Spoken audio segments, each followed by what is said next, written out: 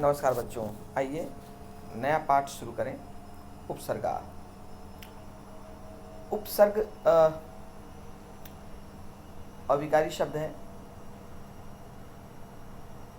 उपसर्ग और अव्यय ये दोनों अविकारी शब्द के अंतर्गत आता है, अर्थात वह शब्द जिसमें कभी परिवर्तन नहीं होता है। उपसर्ग और अव्यय में कभी परिवर्तन नहीं होता, जो अपने मूल स्वरूप के साथ रहते हैं हमेशा, चाहे कोई भी लिंग, कोई भी वचन या कोई भी पुरुष में वाक्य हो, लेकिन अव्यय और उपसर्ग में इनका कभी रूप बदलता नहीं है।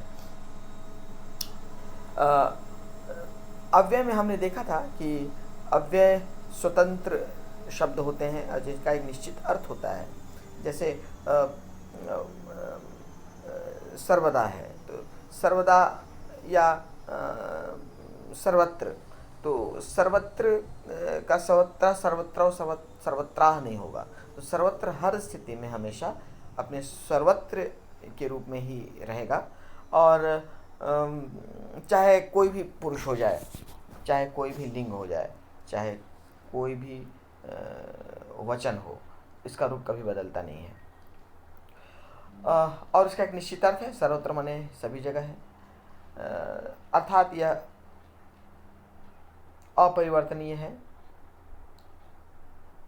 उसी प्रकार उपसर्ग भी अपरिवर्तनीय होता है, लेकिन अंतर यह है कि अव्यय स्वतंत्र शब्द होता है और उपसर्ग किसी न किसी शब्द अथवा धातु के साथ जुड़ता है। शब्द या धातु के पहले जुड़ता है। किसी भी शब्द या धातु के पहले जुड़कर जो उसका मूल अर्थ था उस धातु का या उस शब्द का, उसके अर्थ को वो बदल देता है। किसी शब्द या धातु के पहले जुड़कर उस धातु या शब्द का जो मूल अर्थ था उसको वह उपसर्ग बदल देता है। अब इतने सारे उपसर्ग हैं, इन सबका अलग अलग अर्थ निकल कर आते हैं। सबसे पहले तो उपसर्ग कोई शब्द नहीं होता, क्योंकि उपसर्ग शब्दांश है, अर्थात शब्द किसी भी वर्णों के समूह के शब्द बनने का एक महत्वपूर्ण शर्त यह है कि उसका एक निश्चित अर्थ निकलता हो। यदि उसका निश्चित अर्थ है तो वो शब्द होगा, अन्यथा वो शब्दांश होगा। केवल यह वर्णों का ही समूह जो कि कई वर्णों से मिलकर बना है, जब वो अर्थ प्रदान करने लगे तब शब्द बनता है। संस्कृत में जो प्र है, प्र का कोई अर्थ नहीं होता, लेकिन प्र किसी शब्द के साथ जुड़कर प्रहार या प्रविश या प्रवेश या प्रभव नया शब्द बना देता है। यदि भू के साथ जुड़ जाए प्र, तो प्रभव, प्रभाव मतलब कि निकलना, यह अर्थ हो जाता है। हरि के साथ जुड़ जाए तो प्रहर, प्रहर मतलब प्रहार करना, ये अर्थ बन जाए।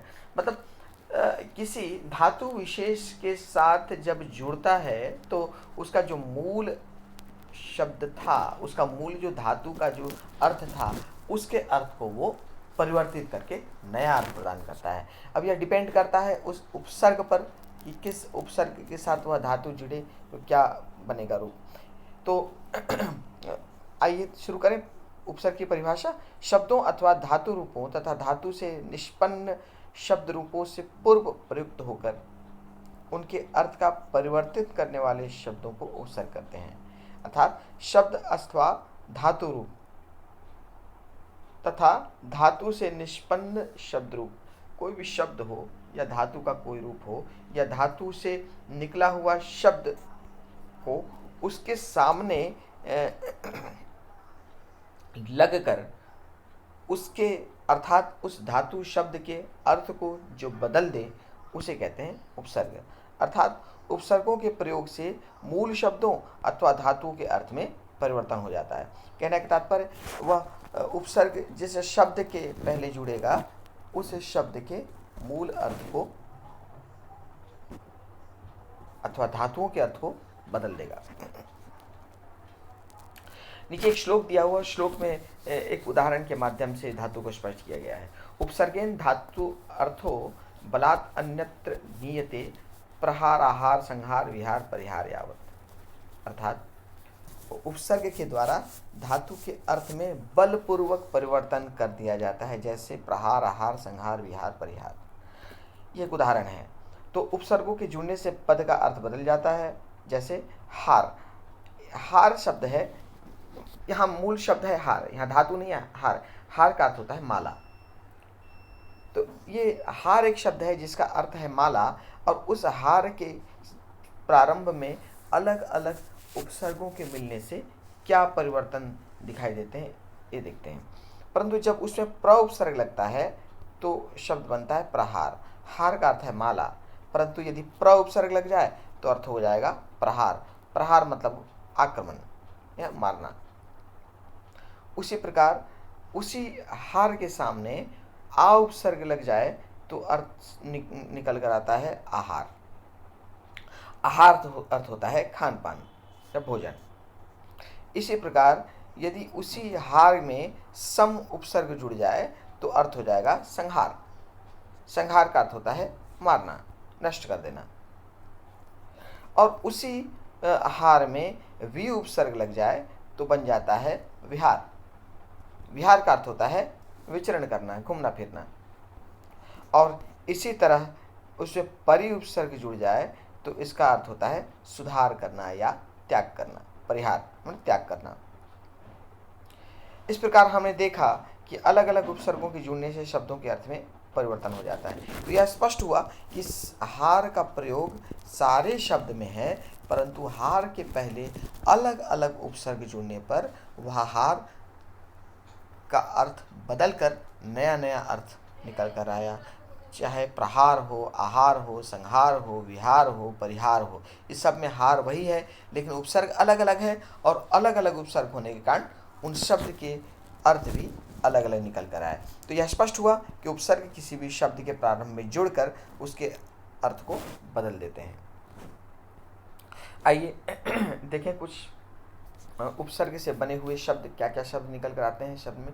ये प्र के साथ बनता है प्रहर, प्रभवती, प्रकर्ष, प्रयत्न, प्रतिष्ठा। इसमें भवती है, कर्ष है, यत्न है और प्रतिष्ठा है, निकल कर बना है।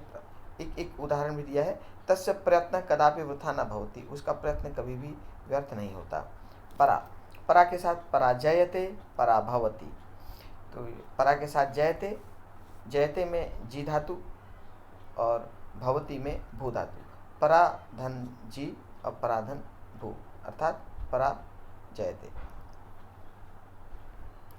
ये राम राक्षसान पराजयते, राम राक्षसों को पराजित करते हैं।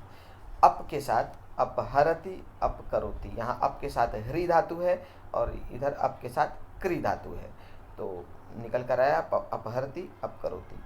दुष्ट सज्जनान सदैव अपकरोति। अपकरोति मतलब कि अपकार, उपकार का विलोम है अपकार। उपकार मतलब किसी पर दया करना, और अपकार मतलब किसी का बुरा सोचना, वो अपकार होता है। तो सम के साथ संस्करोति, असंगच्छते। सम के साथ क्री लग के संस्करोति और सम के साथ गम लग के संगच्छते। तो अध्यापक छात्रान संस्करोति, अध्यापक छात्र को संस्कारवान बनाता है, संस्कार डालता है उसमें। अनु, अनु के साथ गम लगकर अनुगच्छति, पीछे पीछे चलना। अनुसरति का भी अर्थ होता है फॉलो करना, पीछा करना। तो गुरु, शिष्य गुरुम अनुसरति, शिष्य गुरु का अनुसरण करता है, शिष्य गुरु के पीछे पीछे चलता है। अच्छा, अव के साथ गम लग के अवगच्छति, अव के साथ त्रि लग के अवतरति। अवगच्छति का अर्थ होता है जानता है, अवतरति का अर्थ होता है चढ़ता है, उतरता है, अवतरति उतरता है। तो पाणिनि व्याकरणम अवगच्छति, पाणिनि व्याकरण को जानते हैं। निर्गच्छति, निर के साथ गम लगकर निर्गच्छति, निर के साथ क्रि लग के निराकरोति। तो निर्गच्छति निराकरोति। अध्यापक का अधिकारी स्वकार्यात निर्गच्छति, अधिकारी अपने कार्यालय से निकलता है, निर्गच्छति। निस के साथ निश्चय, निश्चयम अनिस्सरति, निश्चय मने संकल्प, निस्सरति मने निकलता है। तो देवा परोपकारस्य निश्चयम कुर्वन्ति, देव परोपकार का निश्चय करते हैं।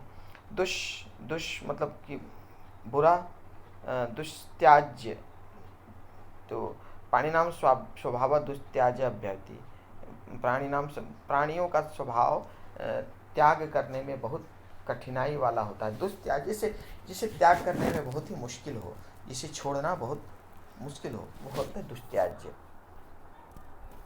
दुर्बोध्य, दुर के साथ बुध मिलकर बना दुर्बोध्य, और दुर के साथ लभ मिलकर बना दुर्लभम।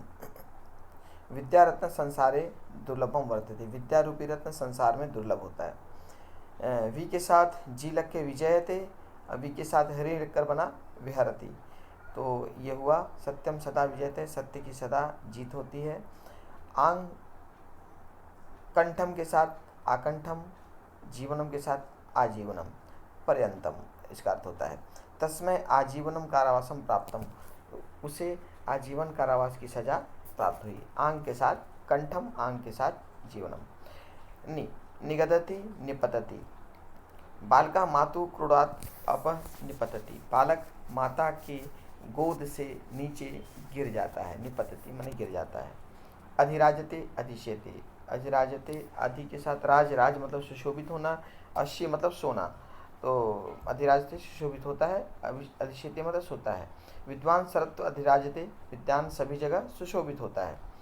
अति, अति माने अत्यधिक, कथ के साथ मिलकर बना अतिकथनम, और आचार्य के साथ मिलकर बना अत्याचारा। अति मतलब बहुत, अत्याचारा कदापि न कर्तव्य, अत्याचार कभी नहीं करना चाहिए।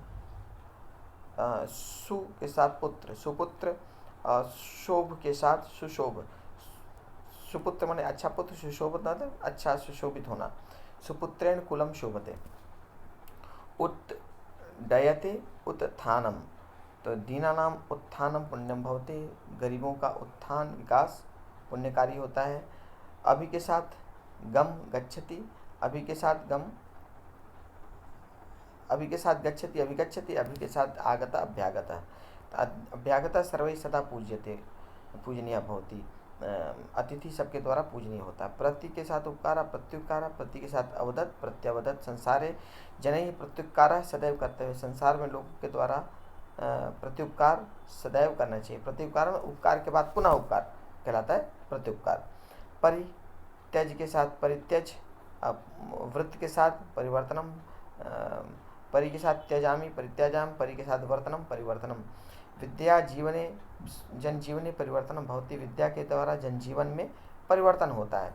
उप के साथ गच्छति उपगच्छति, उप के साथ हरति उपहरति। पुत्र भोजनार्थम मातरम उपगच्छति, माता पुत्र भोजन के लिए माता के पास गच्छति जाता है। उपगच्छति का होता है अर्थ होता है पास जाना। अपि के साथ दधाति दधाति अप्यधानम अप्याधानम, अग्नव सामग्री अप्याधानम सदैव कर्तव्यम, अग्नि में सामग्री हमेशा समर्पित करना चाहिए। तो इस प्रकार हमने देखा कि अलग अलग उपसर्ग हैं, जिसके साथ अलग अलग धातुओं के मिलने पर, जिसके साथ अलग अलग शब्दों के मिलने पर अलग अलग अर्थ निकल कर सामने आता है।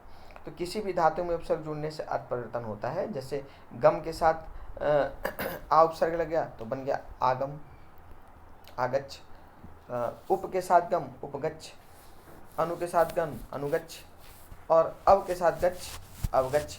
तो जब आ के साथ गच्छ मिला तो अर्थ होता है आना, उप के साथ गच्छ मिला तो अर्थ होता है पास जाना उपगच्छ, अनु के साथ गच्छ मिला तो अर्थ होता है पीछे जाना अनुगच्छ, और अव के साथ गच्छ मिलकर बना तो अर्थ होता है समझना अवगच्छ। यहाँ यह भी ध्यान रखना आवश्यक है कि जब हम किसी उपसर्ग युक्त धातु का वाक्य में प्रयोग करने की आवश्यकता पड़ती है, तब धातु रूप के सामान्य प्रयोग में ही पद निर्माण करने के पश्चात निर्मित पद में उपसर्ग को संधि नियम के अनुसार जोड़ना चाहिए। ठीक है, तो ये संधि के नियम के अनुसार जहाँ भी आवश्यकता हो उसे जोड़ा जा सकता है। गच्छति है तो अनु के साथ गच्छति हुआ, गमिष्यति अनु के साथ गमिष्यति, अगच्छत अनुगच्छत। जब अनु के साथ अगच्छत मिला तो अनु के उ के साथ अगच्छत का भिन्न वर्ण मिलकर उसका यण संधि हो गया, इसलिए मिलकर बना अन्वगच्छत। तो अनु के साथ अगच्छत मिलेगा तो मल शब्द बनेगा अन्वगच्छत, न कि अनुअगच्छत। उसी प्रकार अनुगच्छतु और अनुगच्छेत गच्छेत। जब किसी उपसर्ग युक्त धातु का वाक्य में प्रयोग करने की आवश्यकता पड़ती है तब धातु रूप के सामान्य प्रयोग में ही पद निर्माण करने के पश्चात निर्मित पद में उपसर्ग का संधि के अनुसार जोड़ना चाहिए। ठीक है, तो गच्छेत तो अनुगच्छेत, अनुगच्छेत में संधि नहीं हुआ है लेकिन अनुअगच्छत में संधि हुआ है, तो संधि के पश्चात जो शब्द बनेगा वही उसका प्रयोग होगा। आइए इस पर आधारित अभ्यास प्रश्न देख लें। अधोलिखितेषु पदेषु उपसर्गान धातूंच पृथक कृत्वा लिखत। धातु और उपसर्ग को अलग अलग करके लिखना है। उत्तिष्ठति, तो यहाँ होगा उत के साथ धातु, यहाँ उपसर्ग है उत, धातु स्था, धातु स्था, तो क्रिया बना उत्तिष्ठति। उत के साथ तिष्ठति, उत्तिष्ठति।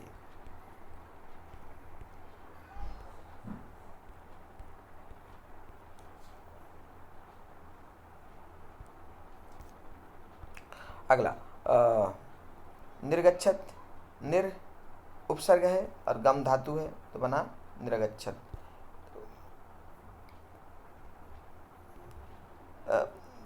देखिए यहाँ पे धातु और क्रियापद दोनों लिखना है, तो यहाँ पे उत यहाँ आ जाएगा और तिष्ठति धातु में स्था धातु में आएगा और यहाँ बनेगा उत्तिष्ठति, उत्तिष्ठति, उत्तिष्ठति। निर्गच्छत, निर के साथ गम धातु, तो ये बना निर्गच्छति। उसी प्रकार निस के साथ सरतु, निस के साथ स्त्री धातु बना निस्सरति। उसी प्रकार सम के साथ वद, संवदन्ति।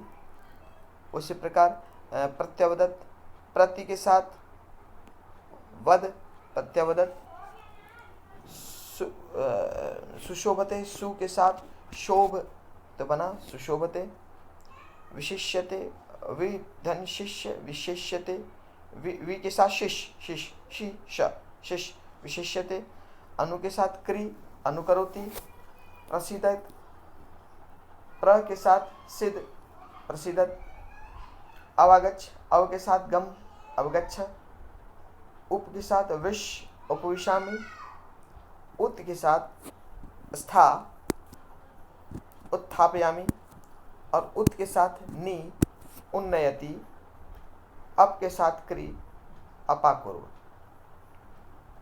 वि के साथ जी, विजयते। परि के साथ तुष, परितुष्यति। इस प्रकार शब्द बनेंगे। अगला प्रश्न, कोष्ठकात् शुद्ध पदानि विचित्य रिक्त स्थाने लिखत। कोष्ठक से शुद्ध पद को चुनकर रिक्त स्थान में लिखना है। हे प्रभु मई डैश, हे प्रभु मुझ पर प्रसन्न हो, तो शब्द होता है प्रसीदतु, न कि प्रासीदतु। मुझ पर प्रसन्न हो।